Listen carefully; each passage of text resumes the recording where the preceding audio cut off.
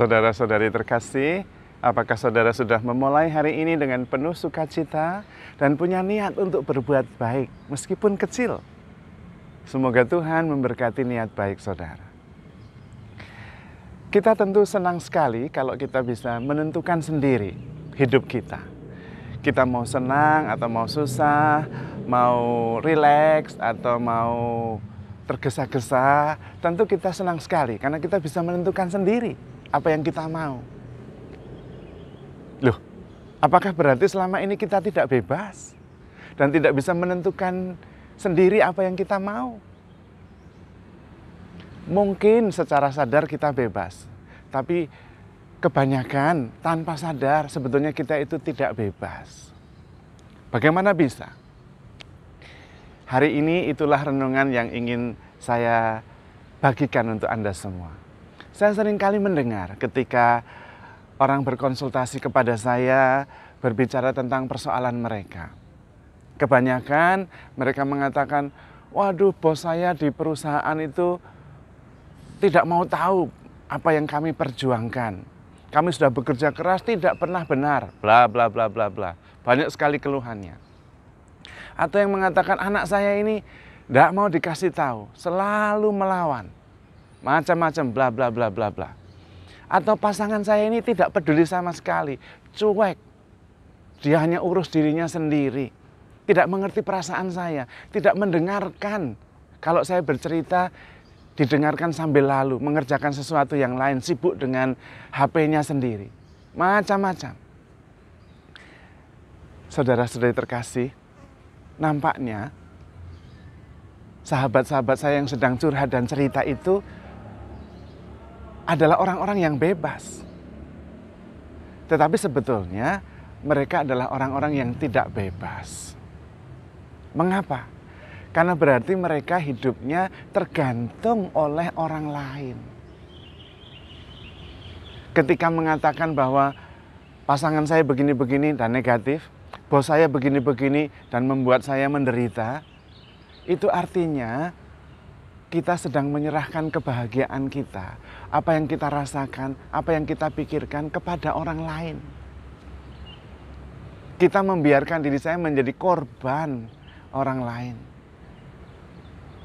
Ini adalah proses unconscious, proses tidak sadar, yaitu proses mengafirmasi bahwa hidup saya ini benar, yang mengendalikan orang lain, yang mengendalikan itu suasana, bukan saya.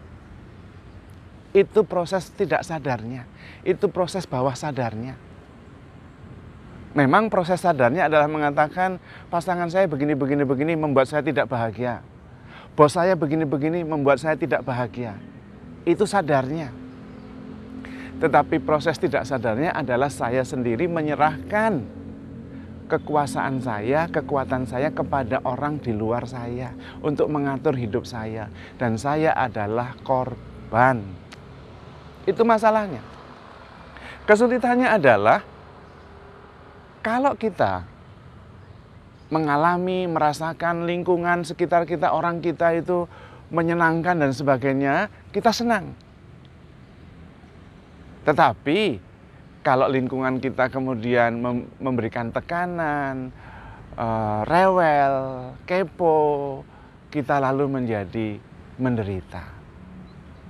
Lalu kita sedang menciptakan kehidupan kita sendiri, yaitu hidup yang menunggu, menginginkan, mengharapkan, menunggu, mengharapkan lingkungan kita, orang-orang di sekitar kita baik terus. Itu berarti kita tidak bebas. Kita memberikan kuasa kita memberikan kekuatan kita, energi kita kepada lingkungan, kepada orang di sekitar kita. Dan karena itu, ya kita menjadi korban terus. Tidak pernah bisa menentukan sendiri hidup kita mau seperti apa, mau senang atau susah. Tergantung sekitar kita. Ya kita akan terus-menerus menunggu, mengharapkan. Dan itu tidak realistis. Karena kita tidak bisa mengendalikan sekitar kita. Yang bisa kita kendalikan adalah diri kita. Mengapa tidak diubah?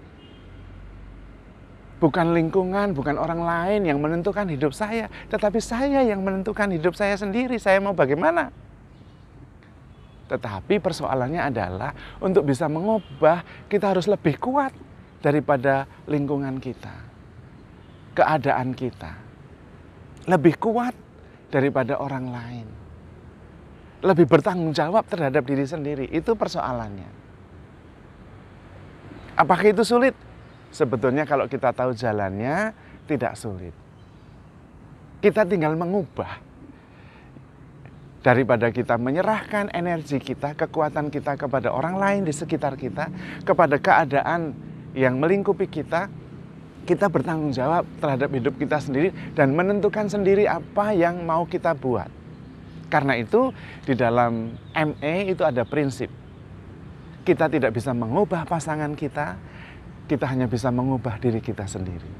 Fokus menaruh energi, kekuatan pada tindakan mengubah diri kita sendiri. Dan itu ajaib, itulah jalannya. Karena ketika kita bisa mengubah diri sendiri, menjadi lebih sabar, menjadi non-reaktif, menjadi lebih lembut, justru pasangan kita yang berubah, orang lain yang berubah. Kita sedang memberikan energi kepada diri sendiri. Dan ketika kita melihat orang lain berubah karena perbuatan kita, lalu kemudian kita fokus pada apa yang kita lakukan, pada perbuatan kita itu. Sehingga tidak fokus lagi pada reaksi orang lain. Dan karena ini berhasil, lalu saya mau berbuat lagi. Dan itu artinya kita mempunyai kendali atas hidup kita, atas emosi-emosi kita, atas perasaan-perasaan kita. Kita yang menentukan. Kita menarik kembali kekuatan yang kita berikan kepada orang lain dan lingkungan, keadaan di sekitar kita. Dan kemudian kita pakai energi itu untuk melakukan perubahan dalam diri kita. Dan ketika efeknya membuat orang lain berubah menjadi lebih baik, kita lebih lagi kuat. Dan kemudian itu menjadi efek bola salju. Akhirnya yang menentukan hidup kita ya kita sendiri. Bahkan kita bisa mengubah orang lain menjadi lebih baik tanpa langsung mengubah mereka, tetapi mengubah diri sendiri. Dan itulah yang sebetulnya inti dari doa Santo Fransiskus Assisi. Kalau ada keputusasaan, saya membawa harapan. Kalau ada perselisihan, saya membawa kedamaian. Kalau ada yang sakit hati, saya membawa kesembuhan. Kita yang membagikan energi positif. Kita yang menentukan. Kita yang mengubah. Kita menjadi instrumen of God's love. Kita yang kemudian menjadi pembawa damai. Karena kita yang bisa memberikan energi kepada diri sendiri. Energi itu dipakai untuk membuat perubahan. Bukan terus menjadi korban. Lah, kalau terus menjadi korban, kapan berubahnya? Lingkungan kita yaitu terus. Orang-orang di sekitar kita yang mereka terus. Lah, kalau kita menunggu supaya suasana baik terus, ya kita menjadi korban terus. Padahal kita bisa, kita yang bertindak. Kita yang mengubah. Tetapi yang diubah pertama-tama adalah diri sendiri. Energi itu kita berikan untuk diri kita sendiri, supaya punya kekuatan. Maka fokus pada pertumbuhan pribadi. Improving your own capacity, itu yang penting. Makin kita baik, orang lain makin baik. Dan itulah kekuatan yang bisa kita bagikan kepada dunia. Dan ternyata ketika kita non-reaktif, energi kita justru lebih kuat untuk membuat kita sendiri mampu mengatasi persoalan-persoalan itu. Saya sendiri seringkali kalau tanpa sengaja orang lain menghina saya. Entah karena saya melakukan sesuatu kebodohan di jalan atau apa, lalu mereka marah-marah, mata nggak dipakai, bla bla bla bla bla, tidak perhatian, egois. Saya diam saja dan kemudian saya sambil senyum-senyum di dalam hati mengatakan, sampean salah Pak, saya lebih buruk dari itu. Saya lebih egois daripada yang Anda kira. Dan ternyata itu membebaskan. Karena kemudian saya tidak dikendalikan orang itu. Saya menerima diri saya sendiri. Bahkan saya bisa mengatakan saya lebih buruk kok dari itu. Tidak marah, malah ketawa sendiri. Dan selesai persoalannya. Saya mempunyai kuasa atas perasaan saya sendiri, atas pikiran saya sendiri, dan that's fine, tidak masalah. Ada pepatah yang mengatakan, rendahkanlah dirimu sedemikian rupa sehingga tidak bisa direndahkan lagi. Lah ya itu maksud saya. Kita bisa menentukan diri kita sendiri, menentukan reaksi-reaksi kita karena kita mempunyai kuasa atas diri kita sendiri. Kita tidak menyerahkan kuasa kita kepada orang lain, sehingga kita tidak terus-menerus menjadi korban.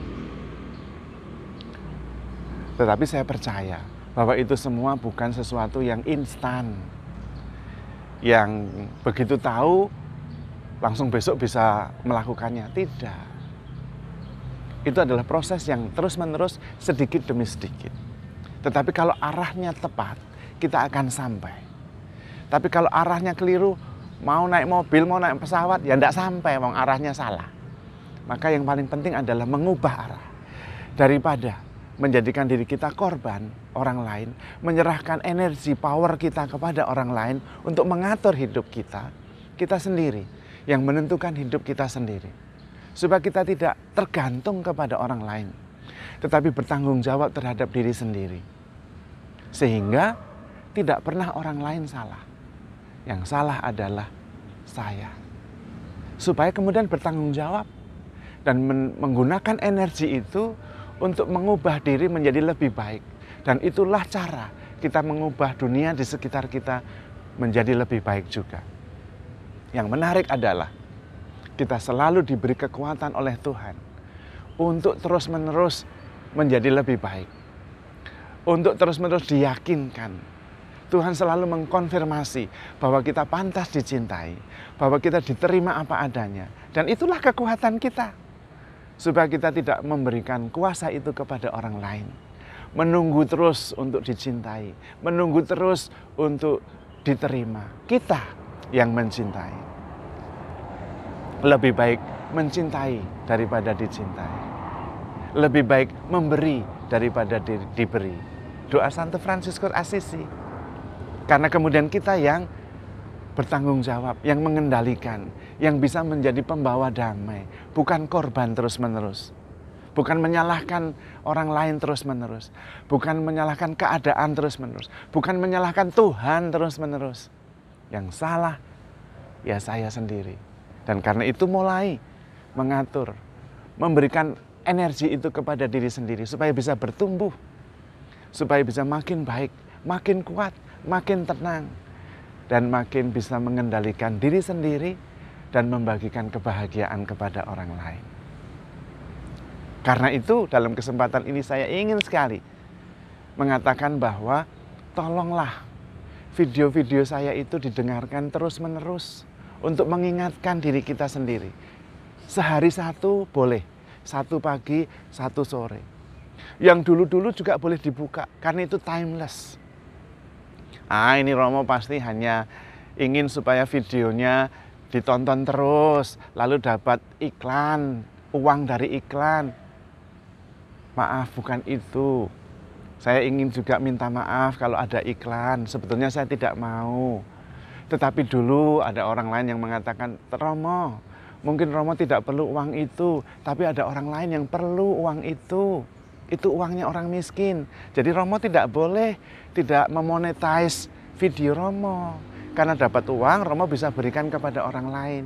Dan benar, jangan khawatir. Kalau Anda nonton video saya, pelan-pelan Anda bertumbuh, tetapi tanpa disadari, Anda membantu orang miskin.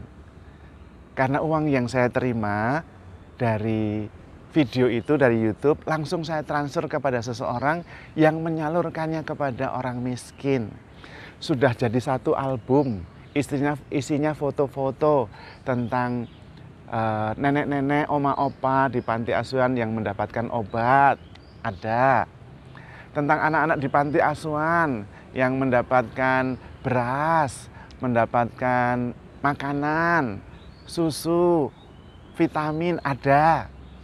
Jadi tanpa sadar, Anda nonton video saya itu bertumbuh dari setiap hari, plus membantu orang miskin. Karena itu kalau ada iklannya, ya minta maaf. Karena memang itu uangnya orang miskin. Jadi jangan marah ya, minta maaf. Saya tidak mau, tapi memang itu cara yang harus saya tempuh.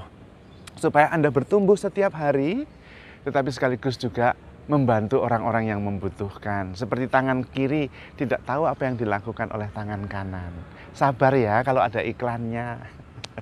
Karena itu adalah proses membantu orang miskin juga. Untungnya double loh.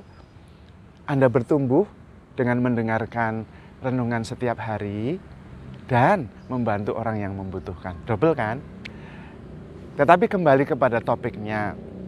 Proses tadi membalik dari korban menjadi pelaku penentu itu membutuhkan proses yang panjang. Dan karena video saya itu tidak terkait pada tema tertentu, pada peristiwa tertentu, pada tren tertentu, maka timeless.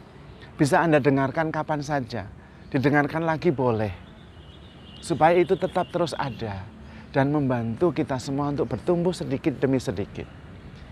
Karena kita sedang membangun kesadaran maupun bawah sadar kita menuju ke arah yang benar. Kita yang menjadi pembawa damai. Kita yang membawa cinta kasih. Bukan menjadi korban, tetapi kita yang menyelamatkan. Kita bekerja sama bersama dengan Tuhan yang sudah mencintai, menerima kita apa adanya, dan memberikan diri kita untuk menjadi tebusan bagi dosa-dosa kita. Kita bisa seperti itu. Bukan menjadi korban, tetapi menjadi penebus, pembawa damai, pembawa harapan, pembawa sukacita.